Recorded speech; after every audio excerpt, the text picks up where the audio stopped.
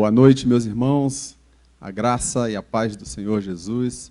Uma alegria, mais uma vez, estarmos aqui reunidos como igreja, como povo do Senhor, para cultuar o nosso Deus, Deus vivo, Deus digno de honra, de toda glória, de todo louvor. Que Ele, de fato, receba o nosso culto, receba o nosso louvor e que Ele nos visite nessa noite. Amém? Quero convidar você a me acompanhar na leitura bíblica. Nós vamos ler o Salmo 78. Primeiramente, vamos ler de 1 a 4 e depois de 12 a 16. Vamos ler? Você pode me acompanhar aí. Salmo 78, de 1 a 4. Povo meu, escute o meu ensino, incline os ouvidos para o que eu tenho a dizer. Em parábolas abrirei a minha boca, proferirei enigmas do passado, o que ouvimos e aprendemos, o que nossos pais nos contaram, não os esconderemos dos nossos filhos. Lá no 12, ele fez milagre diante dos seus antepassados, na terra do Egito, na região de Zoan. Dividiu o mar para que pudéssemos passar. Fez a água erguer-se como um muro. Ele os guiou como a nuvem de dia e como a luz do fogo de noite. Fendeu as rochas no deserto e deu-lhes tanta água como a que flui das profundezas. Da pedra fez sair regatos e fluir água como um rio. Aqui o salmista lembra o cuidado de Deus, né, que a gente tem estudado, o cuidado de Deus com o seu povo, o povo no deserto. E é interessante a gente lembrar que esse mesmo Deus cuida da gente, esse mesmo Deus está presente, e é esse Deus que a gente diz: seja bem-vindo, Senhor, seja bem-vindo, Jesus, ao nosso meio. Recebe, visita a nossa vida, recebe o nosso culto. Vamos cantar? Seja bem-vindo, Jesus.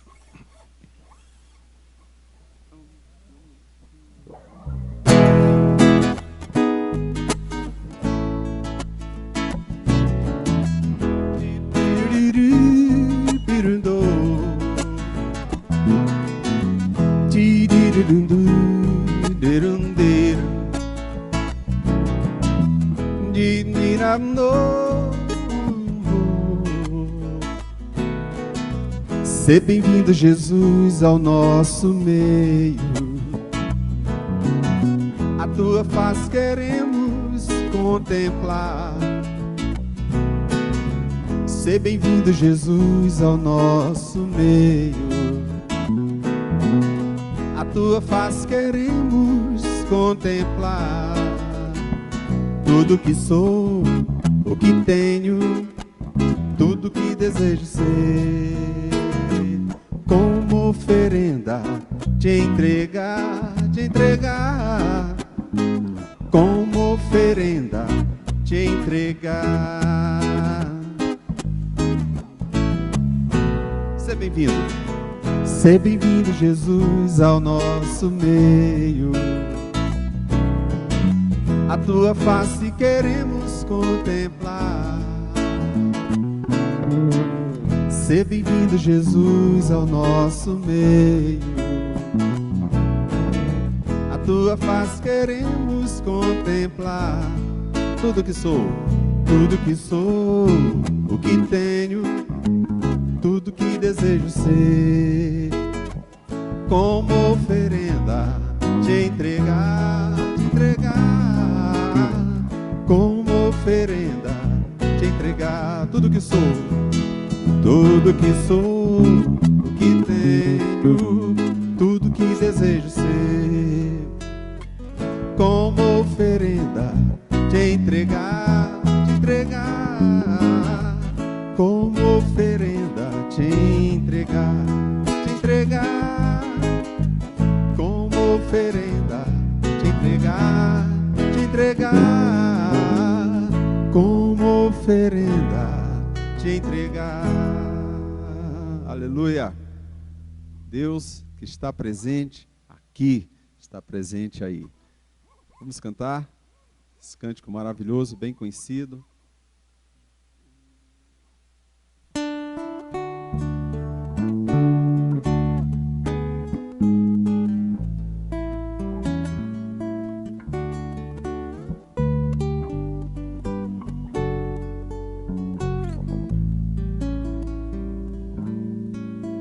Deus está presente, Deus está presente entre pecadores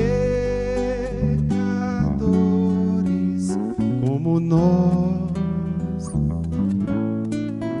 Deus está presente, Deus está presente, Deus está presente, pronto a perdoar. Deus irá ouvir.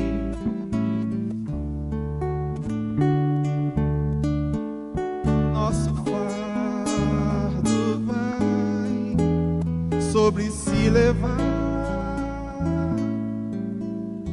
pois Deus está presente, pronto para salvar, pronto a perdoar. Deus está presente.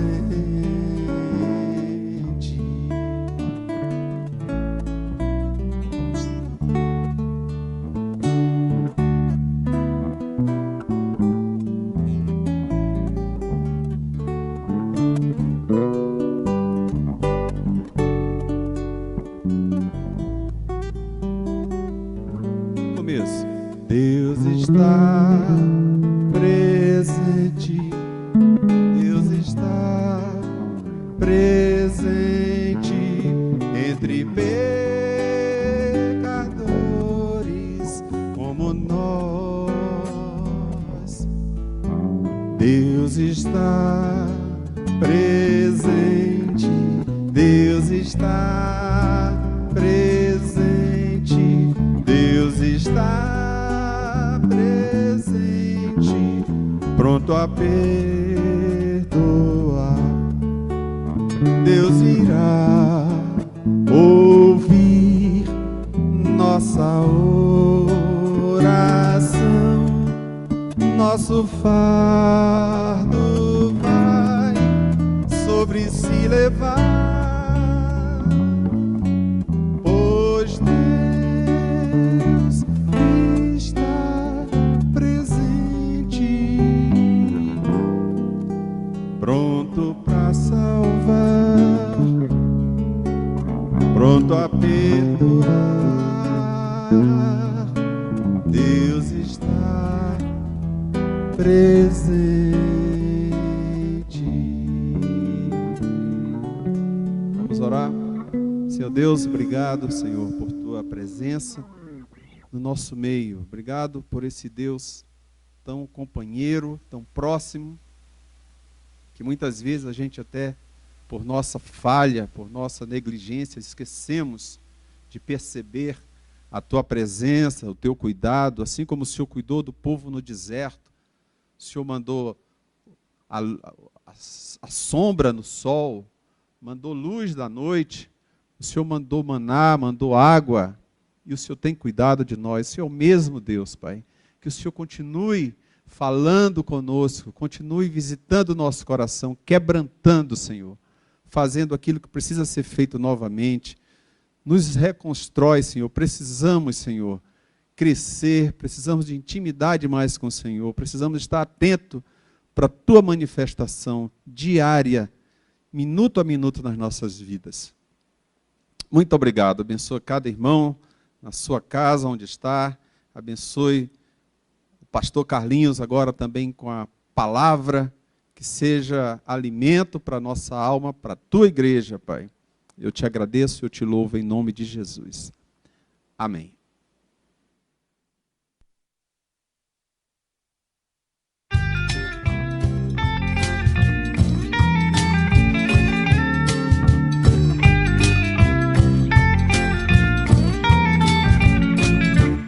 Vai chover estrela, sol e lua se esconder. Jesus virá na glória do poder. Lamento para todo que zombou da fé, mas aqueles que são seus o aplaudirão de pé. Vai chover estrela, sol e lua se esconder. Jesus virá na glória do poder. Lamento para todo que zombou da fé, mas aqueles que são seus o aplaudirão de pé. Lua bonita prateada na floresta, que encantava namorados e poetas, verá seu brilho vaidoso pouco a pouco se perder. Jesus virá na glória do poder. Vai chover estrela, sol e lua se esconder. Jesus virá na glória do poder. Lamento para todo que zombou da fé, mas aqueles que são seus o aplaudirão de pé. Vai chover estrela, sol e lua se esconder. Jesus virá na glória do poder. Lamento para todo que zombou da fé, mas aqueles que são seus o aplaudirão de pé. O astro-rei que se vestia de dourado, regendo a vida no azul emoldurado, a sua glória e majestade irá por fim desvanecer. Jesus virá na glória do poder. Vai chover estrela, sol e lua se esconder.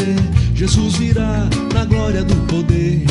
Lamento para todo que zombou da fé, mas aqueles que são seus o aplaudirão de pé. Vai chover estrela, sol e lua se esconder. Jesus virá na glória do poder. Lamento para todo que zombou da fé, mas aqueles que são seus o aplaudirão de pé. Hey!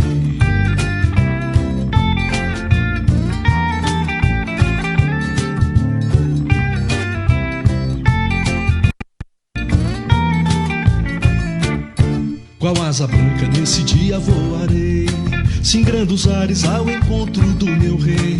O povo seu emocionado mil louvores vai render. Jesus virá na glória do poder. Um novo céu e nova terra, tudo novo há de fazer. Jesus virá na glória do poder. Vai chover estrela, sol e lua se esconder. Jesus virá na glória do poder. Lamento para todo que zombou da fé, mas aqueles que são seus o aplaudirão de pé. Vai chover estrela, sol e lua se esconder. Jesus virá na glória do poder. Lamento para todo que zombou da fé, mas aqueles que são seus o aplaudirão de pé.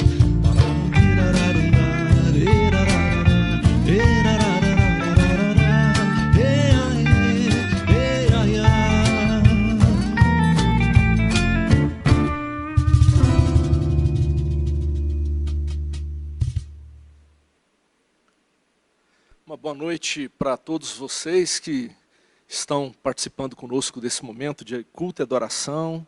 Temos aqui alguns irmãos que vieram também para participar do culto, e a gente louva ao Senhor por isso, pela presença de vocês. E convido para todos nós nos colocarmos em pé nesse momento, para a gente poder orar ao Senhor, clamando a graça de Deus sobre esse tempo na vida da igreja. Vamos orar. Obrigado, Senhor, pela palavra Tua, que já foi lida. Obrigado pelos louvores que já pudemos prestar. Obrigado também pela presença de alguns irmãos já aqui nesta manhã, que vieram para cultuar juntamente conosco. E obrigado pela Tua palavra, obrigado pela Tua presença.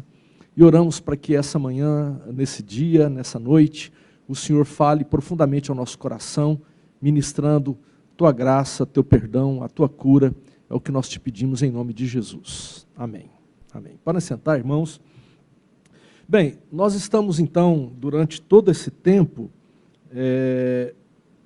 olhando para as Escrituras com respeito ao texto sagrado, que passeamos aí, caminhamos junto com o livro de Gênesis, com os patriarcas, e nós há algum tempo entramos agora no livro de Êxodo, e agora o tempo é sobre a caminhada do povo de Israel, da sua libertação do cativeiro egípcio para a terra prometida. Na semana passada, nós ouvimos a mensagem da Cláudia sobre o capítulo 16 de Êxodo. E hoje nós vamos olhar para o Êxodo 17, dos versos de 1 a 7, e nós faremos a leitura nesse momento. Convido você a acompanhar a leitura da palavra do Senhor comigo. Vamos então ler o que diz a palavra. Em toda a comunidade de Israel, partiu do deserto de Sim, em andando de um lugar para o outro, conforme a ordem do Senhor. Acamparam em Refidim, mas lá não havia água para beber. Por essa razão, queixaram-se a Moisés e exigiram: dê-nos água para beber. Ele respondeu: por que se queixam a mim? Por que colocam o Senhor à prova? Mas o povo estava sedento e reclamou a Moisés: por que você nos tirou do Egito? Foi para matar de sede a nós e a nossos filhos e nossos rebanhos? Então Moisés clamou ao Senhor: que farei com esse povo? Estão a ponto de apedrejar-me. Respondeu-lhe o Senhor: passe à frente do povo, leve com você algumas das autoridades de Israel, tenha na mão a vara com a qual você feriu o Nilo e vá adiante. Eu estarei à sua espera no alto da rocha que está em Horebe. Bata na rocha e dela sairá água para o povo beber. Assim fez Moisés à vista das autoridades de Israel. Versículo 7.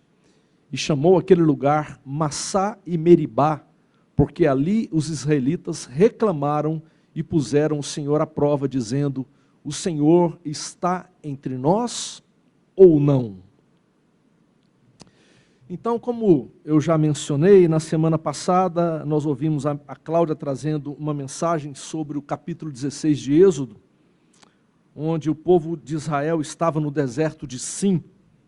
E ali, no deserto, eles reclamaram a falta que sentiam das panelas de carnes e dos pães do Egito. Imagino que você se lembre muito bem dessa narrativa bíblica que foi trazida, inclusive, relembrada pela Cláudia.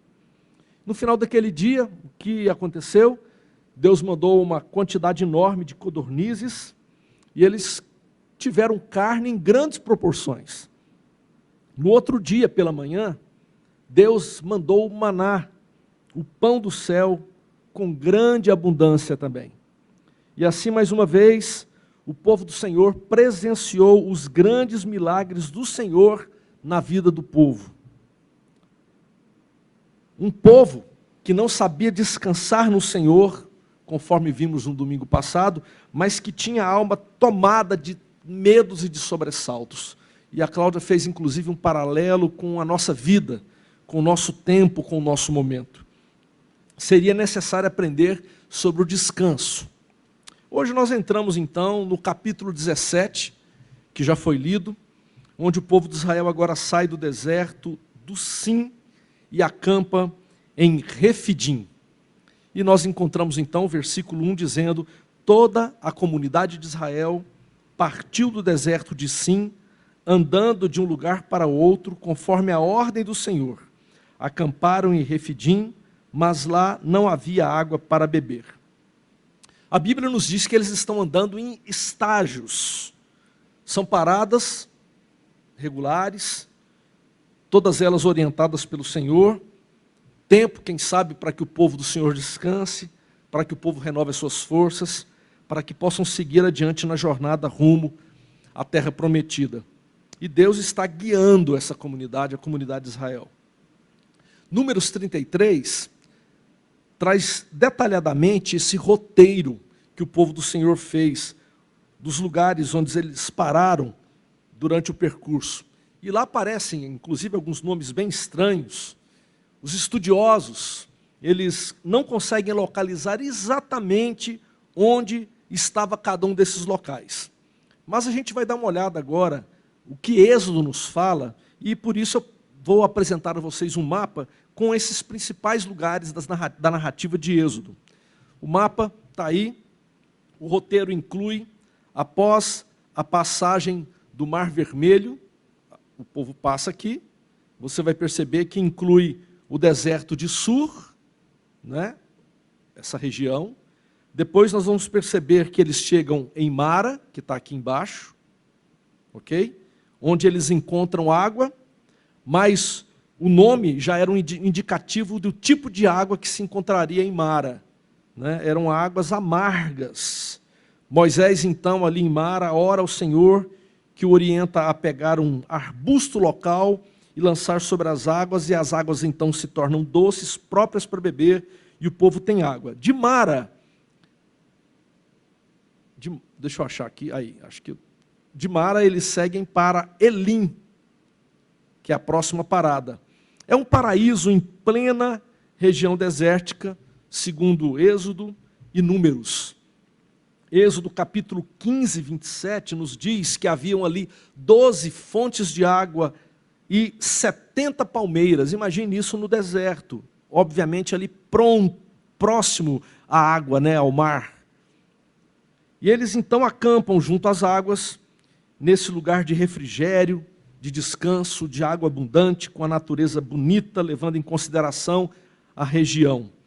Dali, então, de Mara, eles partem para Elim, um outro estágio, e seguem pelo deserto de Sim, localidade que nós vimos na semana passada, onde acontece exatamente aquilo que foi narrado pela Cláudia, provavelmente nesse ponto 6 aqui.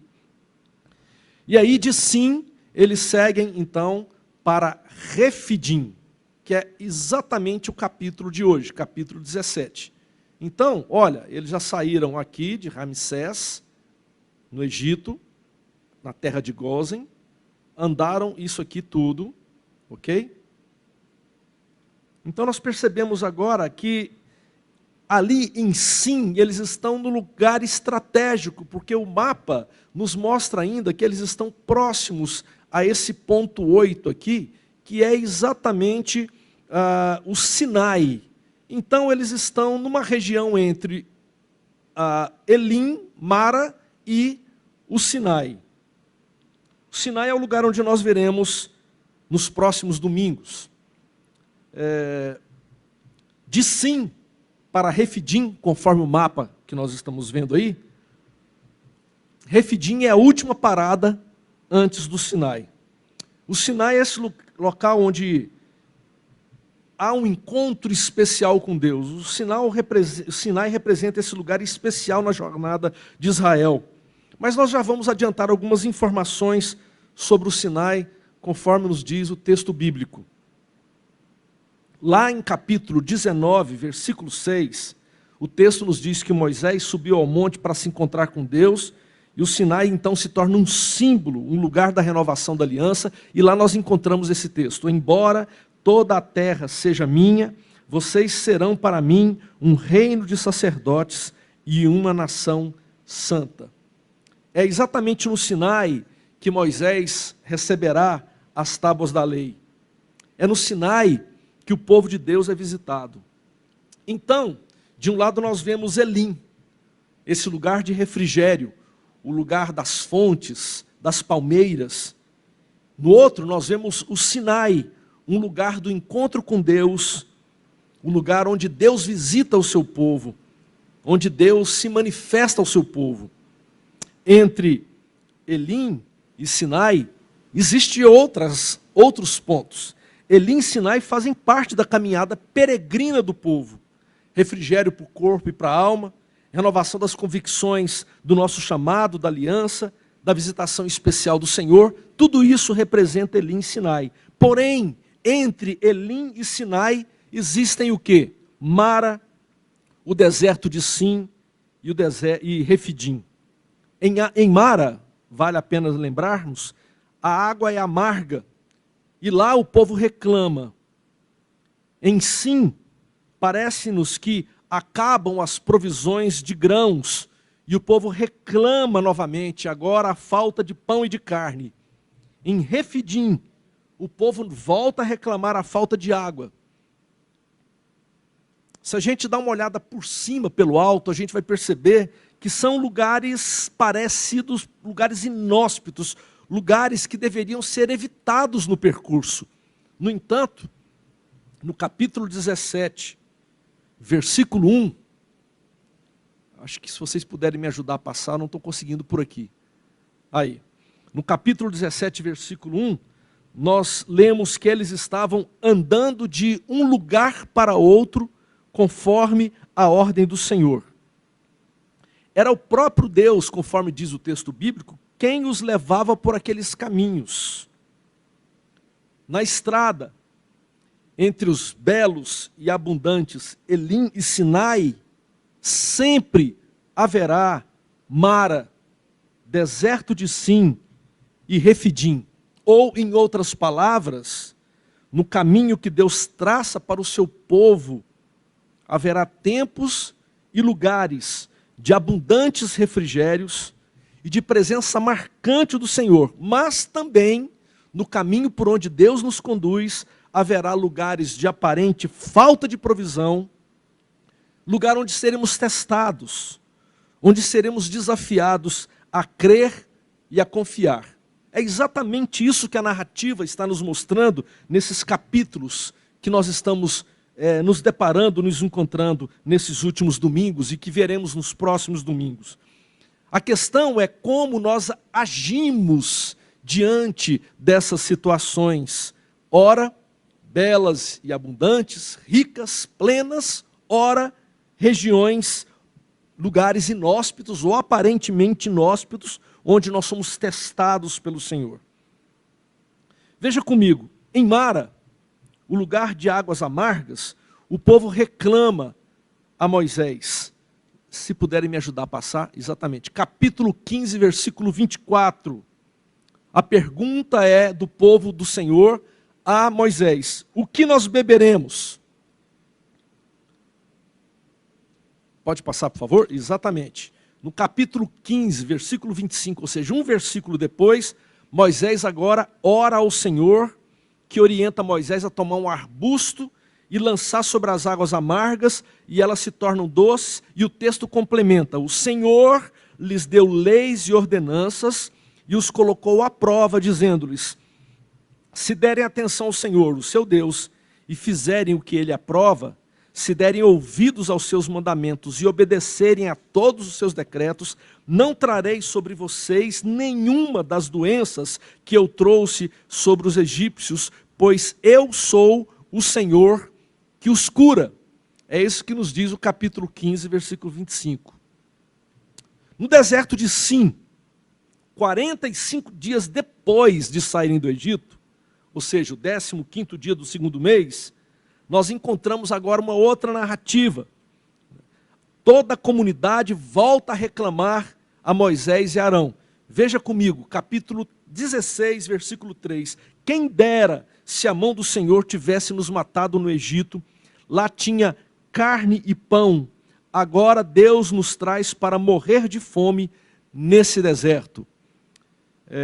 Nós encontramos então aqui o texto que nos diz que Deus agora manda maná e codornizes, e novamente o Senhor põe o povo à prova, estabelecendo regras e normas para o recolhimento do maná. Você percebe então Deus orientando por meio de leis novamente. Deus agora regula a quantidade que cada família deve recolher para que não falte comida para ninguém, para que a comida inclusive não estrague. Deus agora ensina o povo a recolher dobrado na sexta, para que no sábado eles tenham descanso sabático. Deus diz no capítulo 16, versículo 4, parte B: com isso os porei à prova para ver se seguem ou não as minhas instruções. Então veja só que interessante. Há aqui instruções no deserto de Sim sobre dependência de Deus, sobre vida comunitária, sobre vida coletiva, sobre descanso. Foi o que nós vimos domingo passado. Deus está ensinando verdades fundamentais e profundas, provando a fidelidade do povo. Qual que é o próximo estágio da viagem? Lembram? É o que nós estamos estudando. Refidim. Do deserto de Sim, eles vão para Refidim. E se no deserto de Sim não havia pão e carne, agora em Refidim não há água. E é na ausência dessas questões fundamentais que Deus trabalha construindo a identidade e o caráter do povo. Israel está conhecendo a Deus depois de tantas experiências e milagres no Egito. Lembra a travessia do Mar Vermelho, a derrota do exército de Faraó, a coluna de fogo e de nuvem que os guia pelo caminho. Eles viram a mão poderosa do Senhor por meio das codornizes, do maná. Era muita prova do poder e da graça de Deus. No entanto, em Refidim, o povo ainda mantém um coração incrédulo, duro.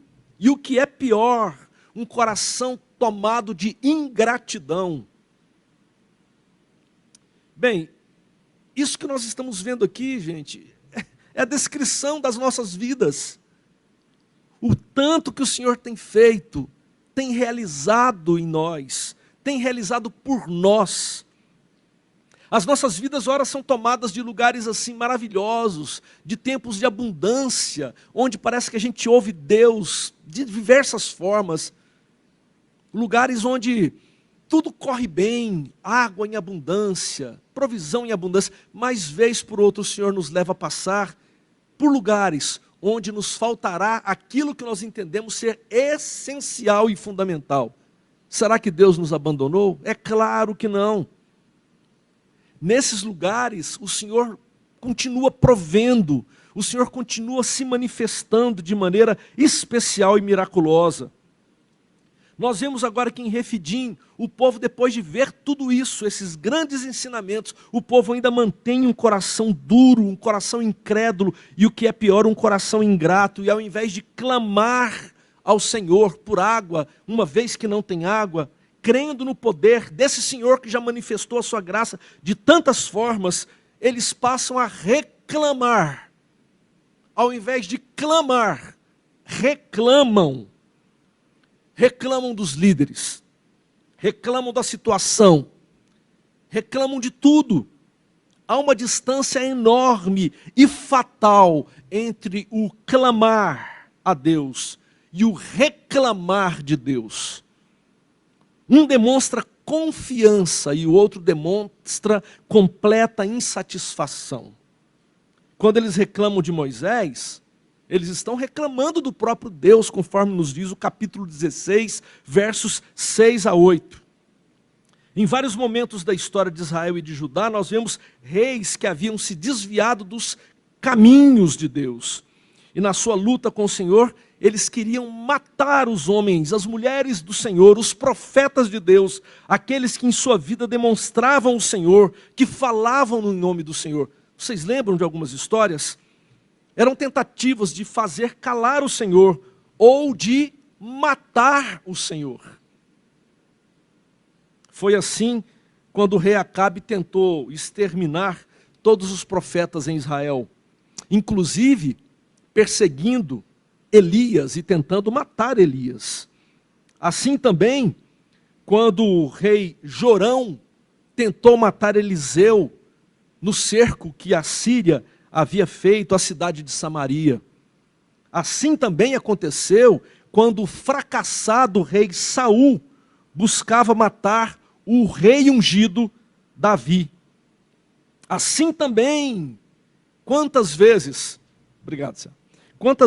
nós agimos nesse nosso ímpeto de insubmissão e ira contra Deus e transferimos para os irmãos e para as irmãs, para os homens e mulheres do Senhor, os nossos desagravos contra o Eterno. Por isso, gente, é que quando, você vai concordar comigo, quando nós estamos vivendo em pecado, a igreja é o pior lugar para se estar. Porque os irmãos em Cristo são as piores pessoas para nos relacionar.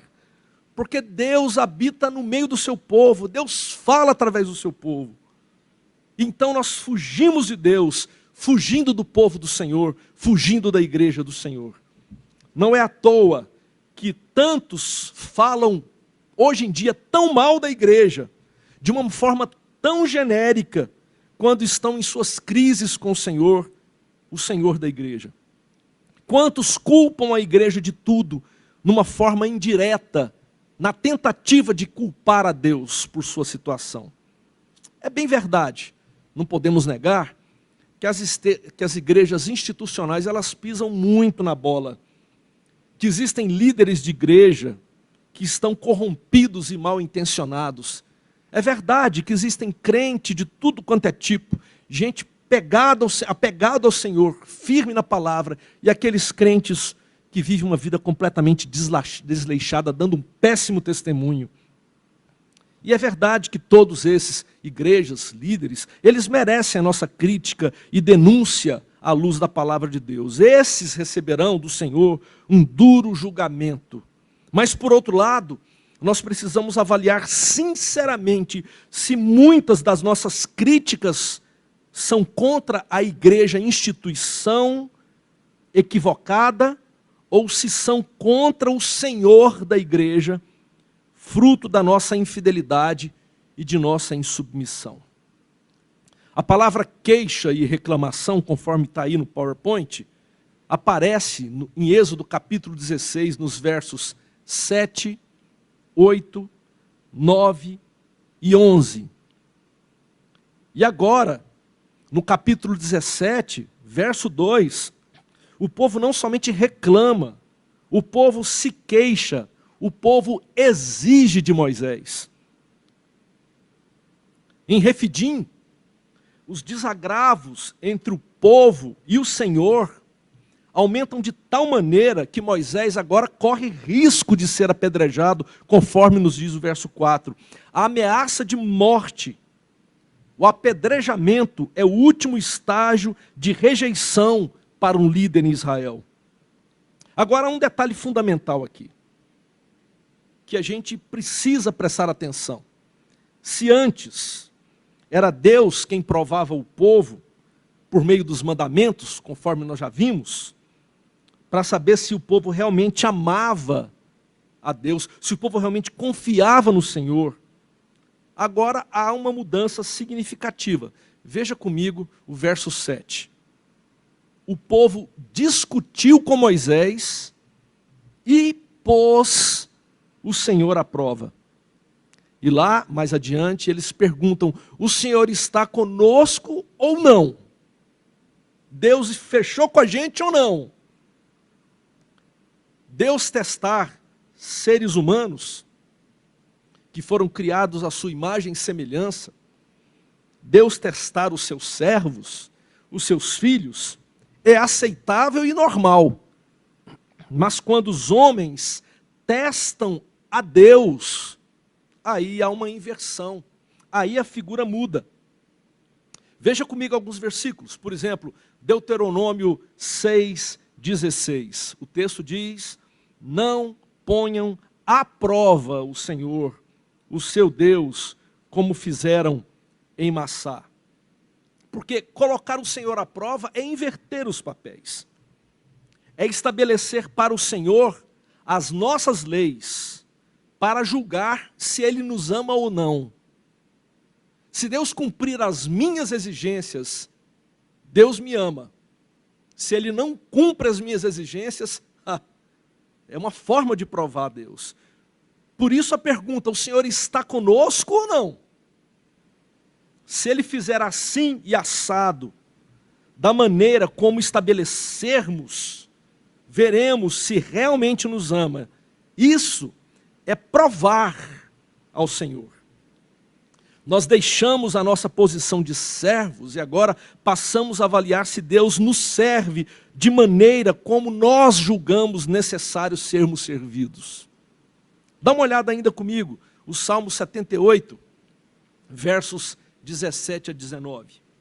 Mas contra ele continuaram a pecar, revoltando-se no deserto contra o Altíssimo, deliberadamente puseram Deus à prova, exigindo o que desejavam comer. Olha que interessante. Duvidaram de Deus, dizendo, poderá Deus preparar uma mesa no deserto?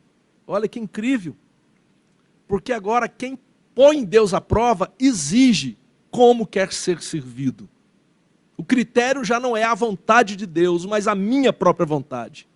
Lá no Salmo 106, versículos 12 a 14, nós encontramos, então creram nas suas promessas, e a ele cantaram louvores. Isso exatamente quando atravessam o mar, né? Mas logo se esqueceram do que ele tinha feito. E não esperaram para saber o seu plano. Dominados pela gula no deserto, puseram Deus à prova nas regiões áridas. Perceba, rapidamente passaram do louvor e da adoração para o pecado e a tentação de provar a Deus. No Novo Testamento nós encontramos ainda versículos que conectam, que podem e devem ser conectados a esse texto de Êxodo. Dentre as tentações que Satanás impôs a Jesus, logo após o seu batismo, quando Jesus vai para o deserto e passa 40 dias e 40 noites em oração, em jejum, buscando a face do Senhor, e Satanás então aparece ali, uma das 3 tentações envolvia o tentar a Deus. Veja comigo Lucas capítulo 4, versos 9 a 12. O diabo levou Jesus a Jerusalém, colocou-o na parte mais alta do templo e lhe disse: se você é o Filho de Deus, jogue-se daqui para baixo, pois está escrito, ele dará ordens a seus anjos a seu respeito, para lhe guardarem. Com as mãos eles o segurarão, para que você não tropece em alguma pedra. E Jesus então responde: dito está, não ponha à prova o Senhor, seu Deus. O diabo usa a própria palavra do Senhor para tentar a Jesus. E a tentação agora é: tente Deus. Coloque Deus à prova. Use Deus para o seu projeto pessoal de Messias. Porque a ideia era: suba ao pináculo do templo, ou seja, a parte mais alta do templo. E imagine só embaixo aquele bando de religiosos. E agora salte de lá. E quando você saltar, ordenando para que os anjos venham te pegar, pronto, você já fez um belíssimo show. Você não precisa multiplicar pão, você não precisa fazer mais nada. As pessoas vão cair de 4 adorando a você. O que o diabo está propondo ali é o seguinte: use Deus para os seus projetos, ao invés de deixe ser usado por Deus, ao invés de seja provado por Deus. A proposta do diabo o tempo todo é: prove a Deus, prove o amor de Deus. Gerald Jensen, ele escreveu sobre Êxodo dizendo: testar Deus é dar um ultimato em que decidimos o que serve como evidência sobre a presença de Deus, para então decidir sobre a presença ou ausência de Deus, com base no fato de ele ter atendido ao que propusemos. Assim, irmãos, Refidim, que significa no original lugar de descanso, transforma-se ou torna-se Massá e Meribá, ou seja, provação e rebelião. O pastor André pregou alguns meses atrás sobre isso. Quando o lugar de descanso se torna lugar de provação e de rebelião. O lugar onde Deus provaria o seu povo por meio de milagres, provisões, ensinamentos e curas, se tornou o lugar onde o povo provou a Deus e se rebelou contra o Senhor. Veja como é bem fácil tornarmos o lugar da graça em espaço de desgraça. Em lugar de clamar, reclame. Em vez de olhar para a história e ver o livramento do Senhor e confiar naquele que age no presente, olhe para o agora, olhe para os seus problemas, afunde nos seus problemas, olhe para o futuro, olhe para as dificuldades, para o que nos falta e se desespere.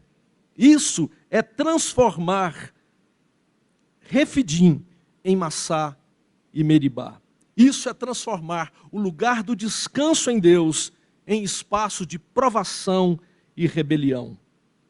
O único olhar que uma pessoa assim tem do passado é: como eu era feliz no Egito e não sabia.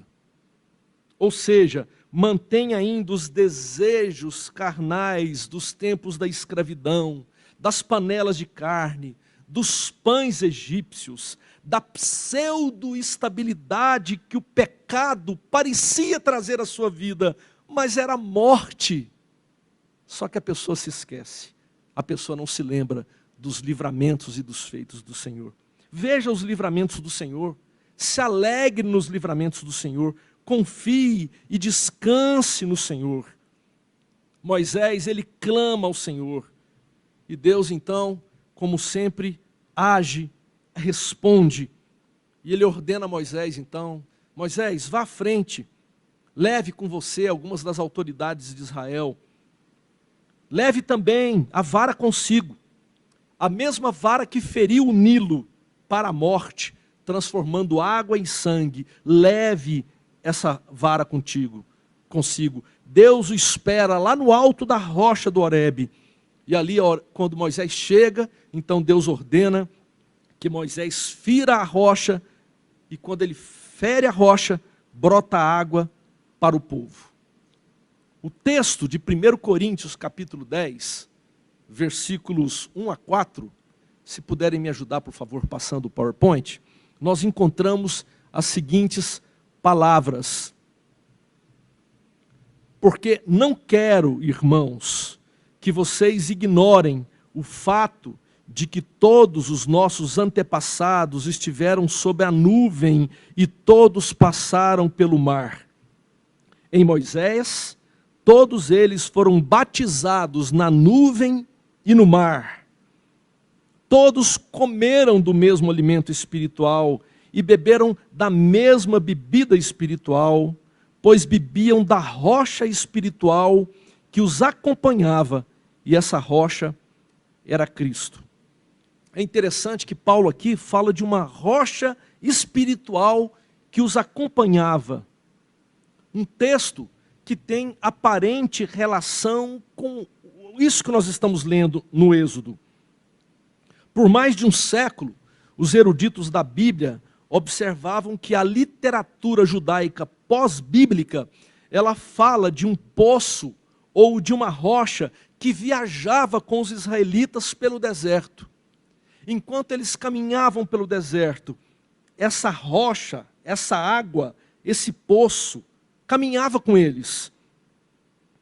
Filo, um judeu helenista, identificou esse poço como a sabedoria de Deus caminhando com o povo.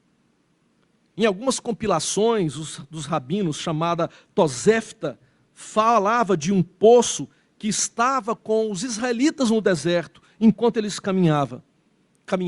Uma rocha do tamanho de um vaso largo, grande, que jorrava e borbulhava, subindo com o povo pelas montanhas, andando com o povo pelos vales, matando a sede, descedentando a sede de um povo. Isso tudo é encontrado na literatura pós-judaica. E provavelmente Paulo, ao escrever 1 Coríntios, ele escreve a partir dessa compreensão que ele tinha dos registros rabínicos. Paulo está dizendo aqui do contínuo suprimento de água que os israelitas tinham no deserto, algo que não aparece em nenhum outro lugar no Novo Testamento.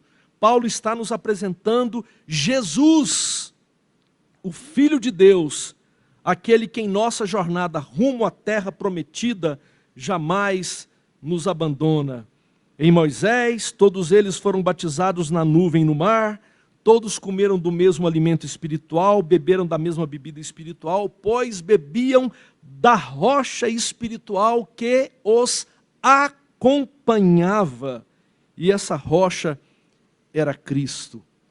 Cristo Jesus, que acompanha o seu povo, que anda com o seu povo. Essa rocha é uma analogia a Jesus de Nazaré, aquele que foi ferido para que a nossa sede espiritual fosse de vez dessedentada. Dele jorra água viva para matar a sede de todo aquele que caminha com Jesus no deserto, na peregrinação rumo à terra prometida. Então, meu irmão, minha irmã, você que participa conosco desse culto, por que seguimos adiante, duvidando do amor de Deus? Por que que nós continuamos ao sermos provados, às vezes nos rebelamos? Por quê? Porque seguimos a nossa caminhada cristã ainda desconfiando da provisão divina, do cuidado divino, reclamando ao invés de clamando, pondo Deus à prova ao invés de aceitar as suas provas amorosas de amor e cuidado. Jesus é a rocha que foi ferida por causa da nossa insubmissão, da nossa provação e da nossa rebelião. Jesus foi ferido por nós, e dele jorrou, e dele jorra água viva, capaz de nos dessedentar. Por isso, não permita que o seu refidim, o lugar da prova de Deus, onde Deus te prova para a manifestação do seu amor e da sua graça, se transforme no lugar onde você prove a Deus, onde a provação se torna uma rebelião. Descanse no Senhor, confie nele, porque o Senhor tem o melhor preparado para você. Eu quero orar nesse momento, clamando ao Senhor por nossas vidas. Obrigado, Senhor, pela tua palavra, obrigado pelas escrituras sagradas que nos revelam verdades profundas. E agora eu oro para que o Senhor visite cada um dos queridos e queridas que nesse momento participam desse culto, quer seja presencialmente, quer seja através da gravação, quer seja pessoas que vão ouvir essa mensagem anos depois de ter sido feita. Eu quero pedir que o Senhor, por favor, visite a todos. E que o Senhor visite o nosso coração, e que o Senhor visite as nossas intenções. Nós clamamos nessa manhã para que o Senhor abra a nosso coração para a realidade de Jesus, a rocha que foi ferida, para dessedentar a nossa sede. Eu oro para que o Senhor substitua dos nossos lábios, nos ajude através do Teu Espírito Santo a substituir dos nossos lábios toda reclamação, substituindo por clamor a Deus. Que o Senhor tire de nós toda desconfiança, e que o Senhor coloque um verdadeiro temor, um verdadeiro amor. Que nós jamais venhamos a cair nas tentações do povo de Israel, que reclama, que questiona, que indaga, que deseja matar inclusive o próprio Deus. Por favor, tem misericórdia de nós, dá-nos um coração dócil, para que a gente possa aprender a andar e a viver nesse deserto, nessa caminhada peregrina pelo deserto, até o dia em que adentraremos a terra que nos espera, a Canaã celestial. Por isso, abençoa o teu povo, derrama a tua graça, visita-nos, te pedimos em nome de Jesus. Amém. Amém. Deus abençoe.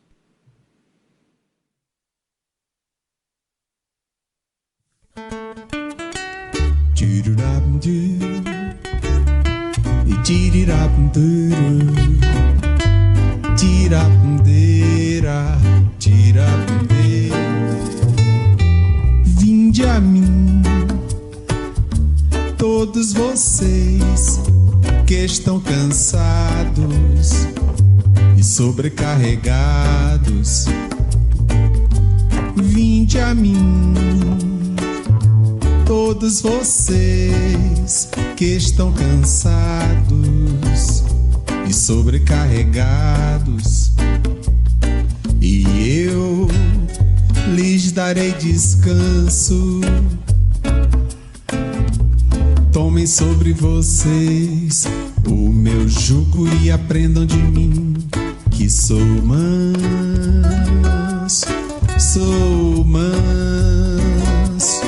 e humilde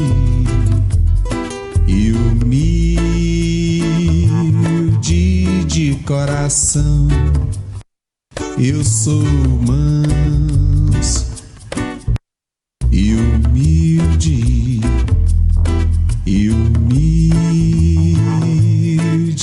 de coração, e vocês encontrarão descanso para as suas almas,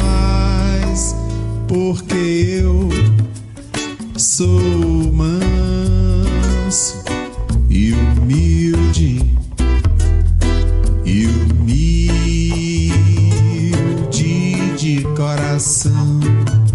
Eu sou manso e humilde, e humilde de coração. Eu sou manso e humilde, porque o meu jugo é suave, o meu fardo é leve. Eu sou manso e humilde, porque o meu jugo é suave, o meu fardo é leve. Eu sou manso e humilde, e humilde de coração. Eu sou manso e humilde, e humilde de coração.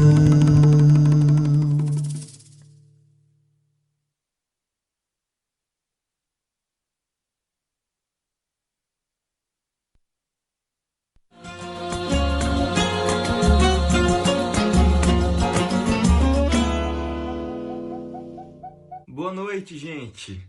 A IPLN vai voltar com seus cultos presenciais no dia 11 de outubro. O horário será antecipado para as 5 horas da tarde, para que a gente possa deixar todas as janelas e portas abertas e assim aumentar a ventilação no templo. Nesse primeiro momento, a participação será restrita a 38 pessoas e quem quiser participar terá de fazer sua inscrição no site da igreja. Os cultos, claro, seguem sendo transmitidos pelo YouTube da IPLN. E a Escola Bíblica Dominical continua com suas aulas de forma online. A gente já está no terceiro e último ciclo de aulas, que vai até o dia 18 de outubro. A eleição para pastor, presbíteros e diáconos da igreja ainda não tem uma data definida. Os mandatos venceram em abril e em agosto desse ano, e o Conselho da Igreja definiu que as eleições só serão feitas quando a igreja voltar com os cultos presenciais, sem as restrições impostas para este primeiro momento. Nessa terça, às 7h30 da noite, nós teremos mais um culto, dessa vez pelo aplicativo Zoom. A Neide é quem dará o estudo nessa semana. Já na sexta, às 7 da manhã, nós teremos a nossa reunião de oração. Os convites são sempre passados pelo grupo do WhatsApp IPLN Avisos. Participe conosco. A IPLN tem conseguido manter as suas contas em dia durante a pandemia. Nós pedimos que os dizimistas continuem sendo fiéis na transferência dos recursos para que a igreja continue a manter a sua estrutura, os salários e os repasses para os missionários. Agora eu tenho visto que está rolando aí um movimento contra-revolucionário encabeçado pela Yolanda. Isso mesmo, essa Yolanda. Gente, por favor, não deixe se enganar pelo sorriso da Yolanda, ou mesmo pela foto com essa família linda que é sempre ativa na igreja, pela comemoração do Natal em família, a beleza do Arthur, a simpatia da Luísa, ou até mesmo a malemolência toda do Davi.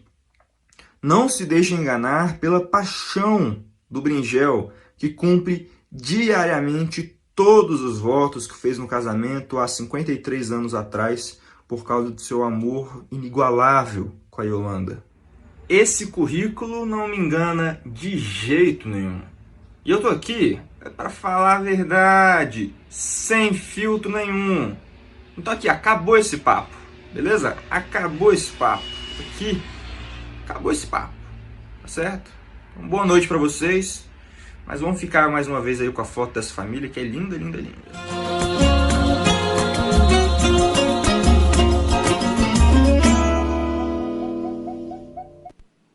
Pois é. E a gente tem que orar depois disso, né? Mas antes de orar, a Marcinha vai fazer um take aqui para vocês verem como é que a igreja está ficando, cada vez mais bonita, com a participação de vários irmãos. Olha só, a turma está voltando aí. Ainda não é aquela volta aos cultos presenciais, mas aí nós temos a equipe que está trabalhando. Esse pessoal aí, gente, olha, vou contar um negócio para você. Louvo demais a Deus por essa equipe que segurou a barra, a onda, tem segurado durante todo esse tempo da pandemia. Nós louvamos a Jesus. Tem algumas cadeiras, ainda dá para você vir. Basta que você faça a sua inscrição pelo site da igreja, ou então o link lá no Avisos IPLN durante a semana. Aí você preenche, manda, e é importante que você faça essa inscrição antes, porque corre o risco de você chegar aqui e não ter lugar, né? Então, faz antes para que a gente possa ter um controle direitinho, tá bom? E no dia 11 de outubro, aí sim, aí nós vamos realmente, o culto será presencial no horário de domingo, às 17 horas, como foi avisado pelo César, e aí nós então teremos um número maior de cadeiras para as pessoas que quiserem participar. Por enquanto, o número está limitado. Parece que aumentou, não são 18, só aumentou nessa um pouquinho, acho que tem mais do que 18 cadeiras, né? É possível, a gente vai contar e nós colocaremos durante a semana avisando a vocês, tá bom? Porque houve uma mudança na posição das mesas aqui. Então, você está convidado a participar e a partir do dia 11 de outubro, o culto volta a ser presencial e transmitido ao vivo. Por enquanto, nós estamos gravando aos sábados pela manhã.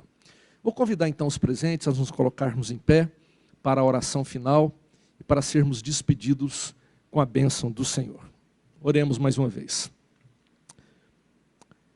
E agora, queridos, que a graça do Senhor Jesus, o amor de Deus o Pai, a comunhão e o consolo do Espírito Santo de Deus repouse sobre suas vidas, sobre suas famílias e sobre todo o povo de Israel que está espalhado sobre a terra, desde agora até o dia glorioso em que Jesus voltará para buscarmos, e aí sim adentraremos definitivamente a Canaã celestial. Maranata, ora vem, Senhor Jesus. Amém.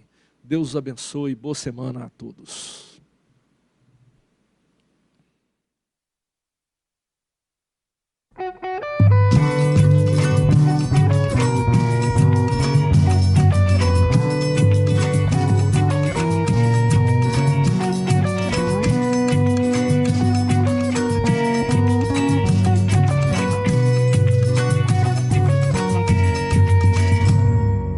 Busco ao Senhor que é digno de louvor, Ele é o meu Deus Salvador.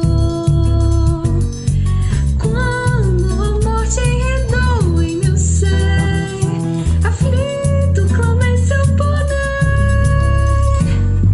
Lá no seu templo ele ouviu minha voz, toda a terra tremeu. Veio dos céus, ele me alcançou, de minha dor me livrou. Eu te amo, minha rocha, minha força e fortaleza, meu refúgio que liberta, poderoso que me salva. Faz sempre acesa em minha vida, ó Deus, a tua luz de beleza.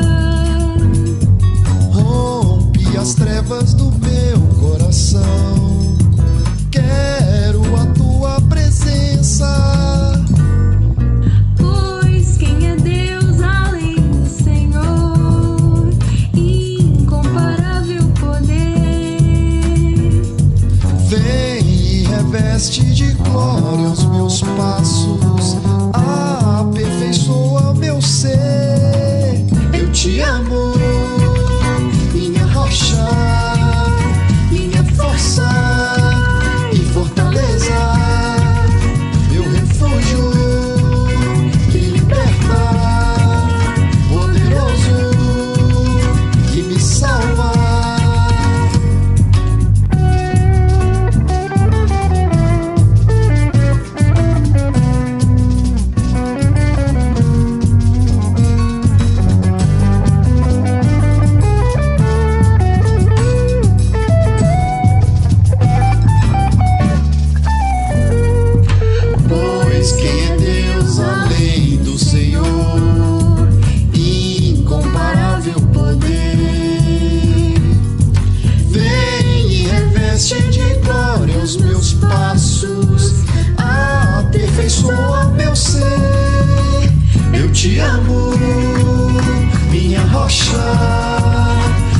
forçar.